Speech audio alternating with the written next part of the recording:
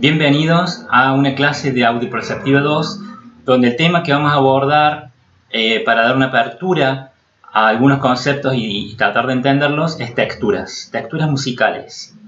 Cuando hablamos de texturas, hablamos de modo de relación entre diferentes planos que están sonando dentro de una pieza musical. En Audio Perceptiva 1 nosotros trabajamos con pocos, una clasificación muy acotada. Hablamos de polifonía vertical, de polifonía horizontal, de monodia y de melodía acompañada. Pero en Audio Perceptiva 2, como abordamos repertorios del siglo XX y siglo XXI de música académica, de tradición escrita, en la misma podemos encontrar una evolución textural realmente importante. Y la idea es que tengamos herramientas conceptuales y perceptivas para poder escuchar y entender lo que sucede en las piezas más complejas del repertorio académico.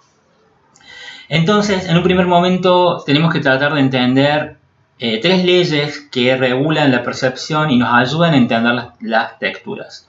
Estas leyes son una ley de subordinación, que yo percibo que hay algo de mayor importancia y otros elementos de menos importancia que se suceden en estos planos. Lo que llamamos melodía acompañada viene de esta ley de subordinación. Hay elementos que estarían de fondo que se subordinan a un elemento principal que sería la figura y fondo.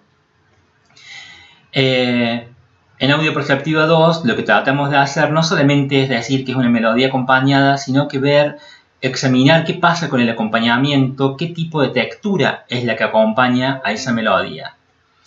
Después, tenemos otra ley que es la ley de independencia, donde los planos sonoros que se superponen, cada uno es independiente del otro. La polifonía horizontal, tanto libre como imitativa, sería ese tipo de casos. En la música del siglo XX y XXI hay mucho de este tipo de texturas donde cada uno de los estratos o planos sonoros son independientes uno del otro. Todos tienen la misma importancia o la misma jerarquía.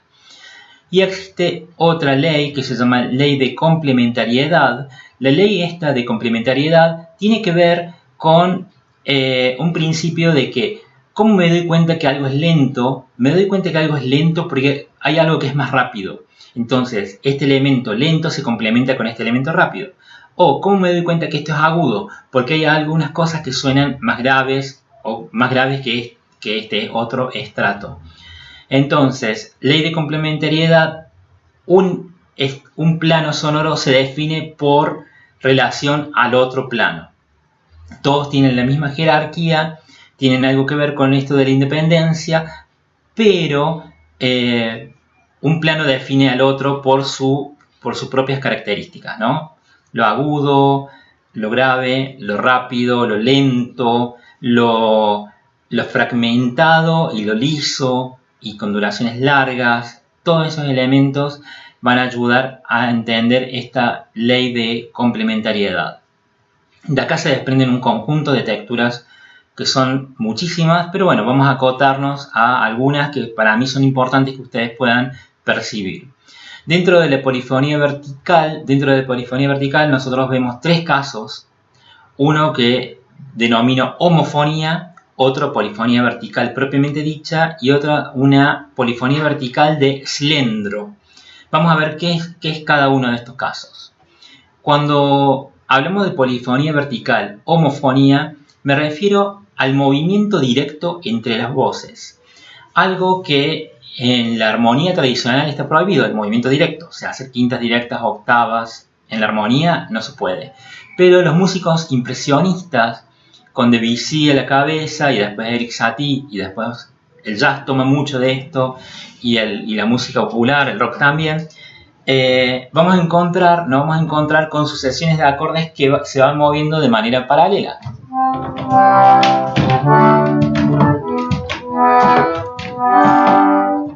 En este caso hablamos de homofonía. La homofonía implica un movimiento paralelo entre todas las voces. Hay algunos ejemplos que les voy a subir, unos links que les voy a subir para que escuchen. Por ejemplo, hay un preludio que es La Catedral Sumergida de Claude Debussy, donde hay un momento central donde todos los acordes que se van tocando el pianista y lo que va sonando son todos hechos por movimiento directo. Hay algunas piezas de Erik Satie, algunas que ya han escuchado, por ejemplo las ojivas para piano, que tienen una parte donde la armonía también se mueve en forma homofónica. Después tenemos lo que denominamos polifonía vertical propiamente dicha, que es cuando tenemos movimientos oblicuos o contrarios, pero todas las voces suenan coordinadas con un ritmo isócrono. Entonces, es importantísimo para las polifonías verticales que la rítmica sea la misma en todos los planos sonoros que vamos percibiendo.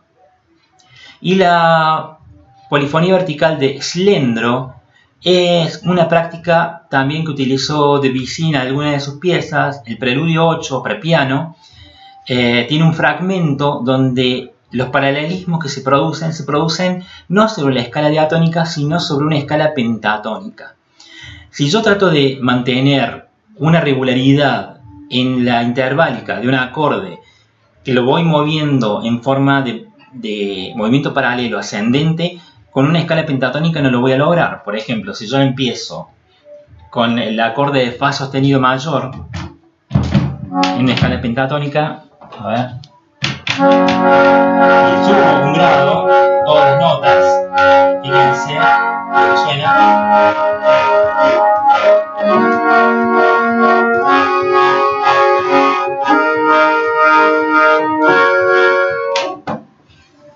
No se mantiene esta regularidad de terceras, sino que hay segundas, hay cuartas, porque no me puedo mover de esta estructura de escala pentatónica.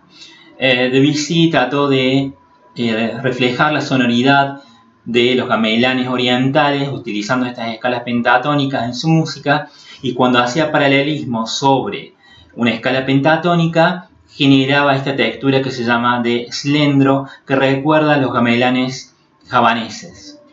Entonces tenemos estos tres casos de texturas de polifonía vertical, y sobre todo lo que más me importa es que ustedes perciban cuándo hay movimiento directo o cuándo no hay movimiento directo. Esas serían las dos texturas de polifonía vertical principales que ustedes tienen que ser capaces de percibir: la llamada homofonía o la polifonía vertical propiamente dicha. La de Slendro la dejamos de lado. Después tenemos otra textura que es sumamente importante, que es la polifonía oblicua. La polifonía oblicua es una suerte de ilusión perceptiva. ¿Por qué yo digo que es una ilusión perceptiva? Porque tenemos, por ejemplo, algunas piezas para flauta, unos estudios de Andersen para flauta, donde hay un solo flautista que está tocando, pero se perciben 2, 3, hasta 4 planos distintos simultáneos. Pero ¿cómo puede un flautista generar planos simultáneos? Por la rapidez del cambio de registro, por el cambio tímbrico, se pueden producir esto de que yo, en vez de escuchar una melodía, escucho 2 o 3 o una melodía acompañada, y en realidad es un solo flautista el que va tocando. Es un solo instrumento, pero suenan varios planos simultáneos. A eso se le llama polifonía oblicua del tipo 1, y es cuando tengo esta posibilidad de un solo instrumento que genera muchos planos. Tiene que ser un instrumento melódico, porque yo digo, bueno, tengo un piano, tengo un órgano, tengo un armonio, como en este caso, y puedo generar armonía. No. En este caso hablo de un instrumento que no es capaz de generar armonía por sí mismo: una flauta traversa, un clarinete, un oboe, una trompeta, y por la rapidez o por la tímbrica, por los cambios de registro, produce esta ilusión de que existen varios planos superpuestos. Les voy a dejar un link de uno de estos estudios para flauta y van a poder percibir esto a lo que me estoy refiriendo. Después tenemos el caso de la polifonía oblicua del tipo 2, que es lo que se denomina melodía de timbres, que son muchos instrumentos, son muchos planos, pero lo que se percibe es una sola línea. Es el caso opuesto al del tipo 1, que el tipo 1 era un instrumento, muchos planos. Acá son muchos planos sonoros, pero se percibe una sola línea. Entonces, es una línea que está armada por muchos timbres distintos. Es lo que se denomina melodía de timbres, y fue muy utilizada por la Escuela de Viena a principios del siglo XX, y después muchos compositores a lo largo del siglo XX y XXI han utilizado esta técnica, que es como un rompecabezas tímbrico que termina configurando una línea. Bien, esos serían los dos casos de polifonía oblicua que ustedes tienen que manejar y conocer profundamente. Existe lo que se denomina textura de puntos. Una textura de puntos es una textura donde no hay ni melodía ni acompañamiento, son todos elementos aislados uno del otro en distintos registros medios, agudos y graves, que son estímulos muy breves, muy cortitos, y no se percibe, como yo les decía, una configuración ni melódica ni armónica. Estos puntitos o estas notitas o estos estímulos que aparecen en el espacio acústico nunca suenan en forma simultánea, sino que están separados tanto en registro como en timbre y en proximidad temporal. Les voy a dejar algunos pequeños ejemplos para que ustedes también puedan escuchar esta textura de puntos sonoros. Y tenemos la textura de franjas sonoras. La textura de franjas sonoras viene de esta ley que yo hablaba de subordinación. Solamente se va a dar en música que no tiene melodía y tampoco tiene armonía en música del siglo XX. A partir de los años 60 en adelante, hay algunas obras un poquito anteriores, pero aproximadamente en los 60, comienza a los compositores a componer música para orquesta, donde la importancia principal pasa por lo tímbrico y lo textural. Entre esos, compositores como Penderecki, Xenakis, Ligeti hacen trabajos realmente muy complejos a nivel tímbrico y textural y rítmicos, sobre todo, que dan como consecuencia este tipo de textura llamado franjas sonoras.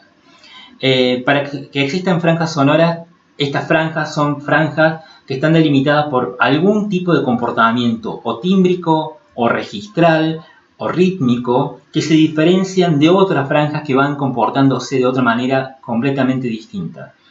Hay obras como Atmósfera de Ligeti o de Natura Sonoris de Penderecki o unas piezas para orquestales de Xenakis que les voy a dejar para que ustedes puedan percibir estas franjas sonoras. Música electroacústica también a veces trabaja con este mismo concepto de franjas, donde van sucediendo eventos que se van diferenciando por registro, por timbre, por movimiento, por energía. Bien, también pensar que las franjas son independientes una de la otra, pero ninguna tiene mayor peso jerárquico que las otras franjas que están sonando en forma simultánea. Estas serían entonces un poco las texturas principales que vamos a empezar a conocer y a escuchar. Obviamente que no nos tenemos que olvidar de las otras texturas de polifonía horizontal imitativa y la polifonía horizontal libre, porque son muy utilizadas también en la música del siglo XX y siglo XXI. Entonces, bueno, todo esto es lo que tenemos que empezar a escuchar y trabajar. Los ejemplos musicales se los voy a dejar en el post que voy a dejar en el aula que estamos trabajando Audio Perceptiva 2. Muchísimas gracias y espero que haya aclarado algunos de los conceptos que estaban en el apunte. Nos vemos en el próximo post.